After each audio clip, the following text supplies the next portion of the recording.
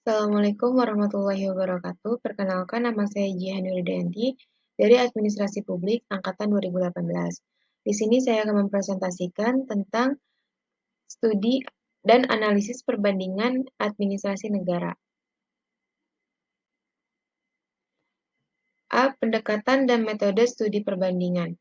Pendekatan adalah suatu langkah rasional untuk mempelajari objek tertentu.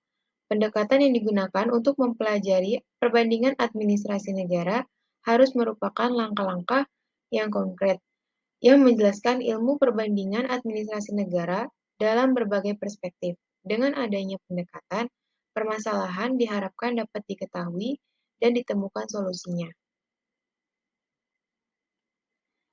Next, menurut Ukasyah menjelaskan beberapa pendekatan. Yang pertama, ada pendekatan sistematis. Pendekatan sistematis mendasarkan administrasi sebagai sistem untuk diperbandingkan. Sistem-sistem yang dibandingkan adalah yang terdapat dalam administrasi negara. Yang kedua, ada pendekatan ekologis.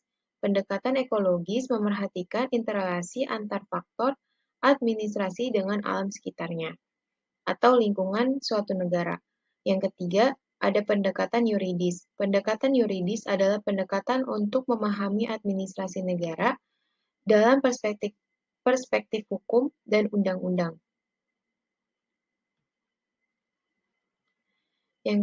Selanjutnya ada metode yang dapat digunakan untuk mempelajari perbandingan administrasi negara. Yang pertama ada metode deduksi. Metode deduksi adalah suatu metode berpikir yang menarik kesimpulan dari prinsip-prinsip umum kemudian diterapkan pada sesuatu yang bersifat khusus. Yang kedua, ada metode induksi, yaitu metode berpikir yang menarik kesimpulan dari prinsip khusus kemudian diterapkan pada sesuatu yang bersifat umum. Yang ketiga, ada metode dialektika, yaitu metode berpikir yang menarik kesimpulan melalui 3 tahap atau jenjang. Yang pertama, yaitu ada tesis, antitesis, dan sintesis. Selanjutnya ada tahapan perbandingan.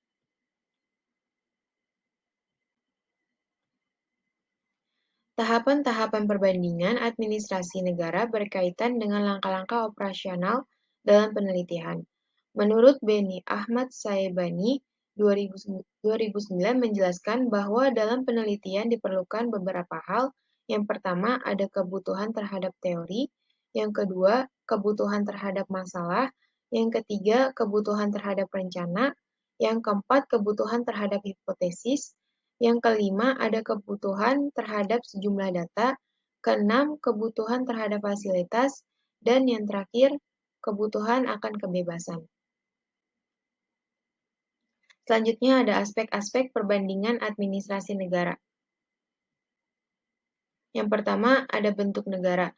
Pada dasarnya, bentuk negara adalah hakikat suatu negara sebagai suatu kebulatan mencakup keseluruhan kedaulatan negara. Ada beberapa bentuk negara. Yang pertama, ada negara kesatuan. Yang kedua ada negara serikat. Yang ketiga, ada perserikatan negara. Yang keempat, ada real uni dan personal uni. Yang kelima, ada negara dominion. Yang keenam, daerah jajahan atau kolonial. Yang ketujuh, ada negara protektorat. Yang kedelapan, ada daerah mandat. Dan yang terakhir, ada daerah truste. Selanjutnya yang kedua ada bentuk pemerintahan. Bentuk pemerintahan yaitu segi-segi dan faktor-faktor dari unsur-unsur berikut susunan organisasi negara yang terdapat dalam suatu negara.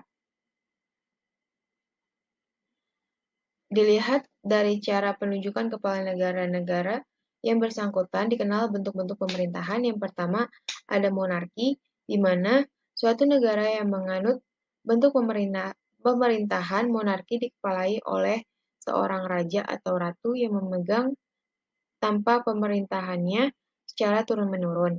Yang kedua, ada republik. Bentuk pemerintahan republik adalah suatu bentuk pemerintahan yang kepala negaranya bukan seorang raja, melainkan seorang presiden yang memegang tampuk pemerintahan melalui pemilihan umum. Yang ketiga, ada sistem pemerintahan. Sistem pemerintahan terdiri atas yang pertama, sistem presidensial. Pada negara yang menganut sistem presidensial, kedudukan presiden sebagai kepala negara dan kepala pemerintahan. Yang kedua, ada sistem parlementer. Ya, dalam negara yang menganut sistem parlementer, presiden hanya memiliki kekuasaan sebagai kepala negara. Yang keempat, ada sistem politik.